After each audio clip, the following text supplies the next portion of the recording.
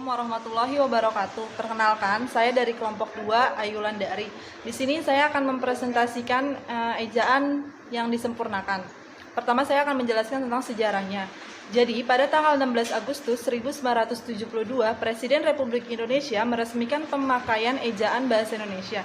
Peresmian ejaan baru itu berdasarkan putusan Presiden nomor 57 tahun 1972. Departemen Pendidikan dan Kebudayaan menyebarkan buku kecil yang berjudul Pedoman Ejaan Bahasa Indonesia yang disempurnakan. Menteri Pendidikan dan Kebudayaan dengan surat putusan nomor 0196 atau 1975 memperlakukan pedoman umum ejaan bahasa Indonesia yang disempurnakan dan pedoman umum pembentukan istilah. Pada tahun 1987, kedua pedoman tersebut direvisi.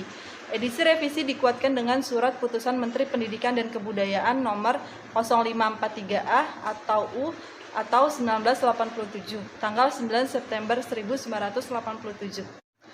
Selanjutnya di sini saya akan menjelaskan tentang pengertian ejaan yang disempurnakan. Dalam bahasa tulis, kita menemukan adanya bermacam-macam tanda yang digunakan untuk membedakan arti sekaligus sebagai pelukisan atas bahasa lisan.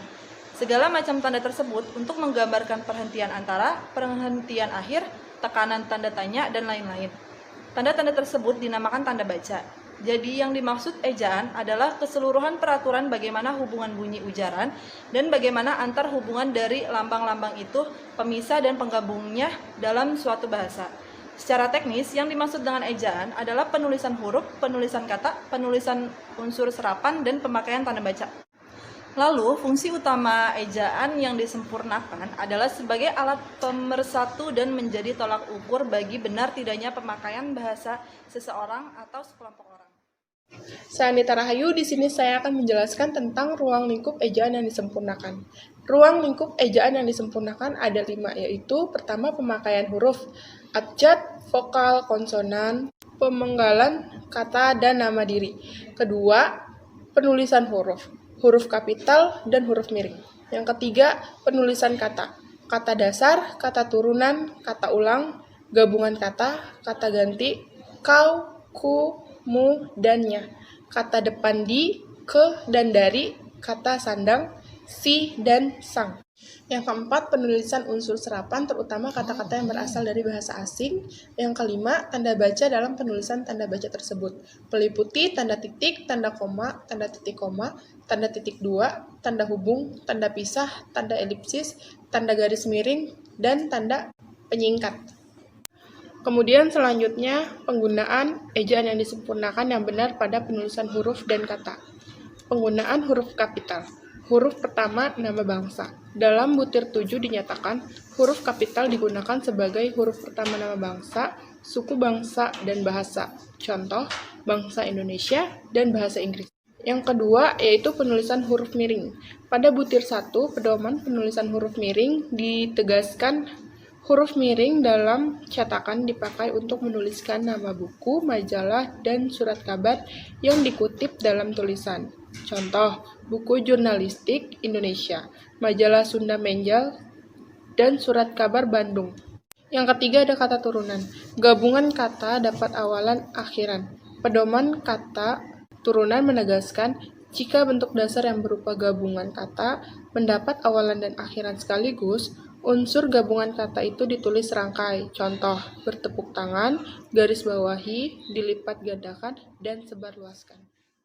Baik, saya Aziz Muhafiz. Di sini saya akan menjelaskan tentang penggunaan tanda baca yang benar sesuai dengan ejaan yang disempurnakan, yaitu terdiri dari tanda titik, tanda koma, titik koma, tanda hubung, tanda titik dua, tanda pisah, tanda elipsis, tanda tanya, tanda seru, tanda kurung 1, tanda petik tunggal, tanda ulang, tanda garis miring, dan tanda penyingkat. Penggunaan EYD yang benar pada singkatan. Penulisan singkatan, pedoman ejaan yang disempurnakan menegaskan singkatan ialah bentuk yang dipendekkan yang terdiri atas satu huruf atau lebih. Singkatan nama resmi, lembaga pemerintah dan ketatanegaraan, badan atau organisasi, serta nama dokumen resmi yang terdiri atas huruf awal kata ditulis dengan huruf kapital dan tidak diikuti dengan tanda titik. Yang pertama yaitu penulisan singkatan umum 3 huruf. Pedoman ejaan yang disempurnakan mengingatkan singkatan umum yang terdiri atas 3 huruf atau lebih diikuti 1 tanda titik. Kaidah bahasa jurnalistik dengan tegas melarang pemakaian singkatan umum seperti ini dalam setiap karya jurnalistik seperti tajuk rencana, pojok, artikel, kolom, surat pembaca, berita, teks, foto, fitur. Bahasa jurnalistik juga dengan tegas melarang penggunaan singkatan jenis ini dalam judul, tajuk artikel, surat pembaca, atau judul berita. B. Penulisan singkatan mata uang. Pedoman ejaan yang disempurnakan menegaskan lambang kimia, singkatan satuan ukuran, takaran, timbangan, dan mata uang tidak diikuti dengan titik.